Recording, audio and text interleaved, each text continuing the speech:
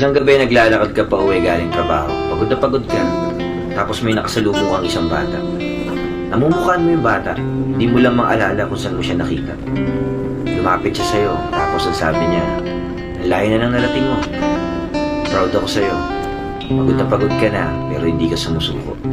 Nagulat ka sa mga sinabi niya, tapos bigla siyang tumakbo. Paglingon mo, wala na siya sa paningin mo. Bigla mong naalala kung sino yung bata na yun.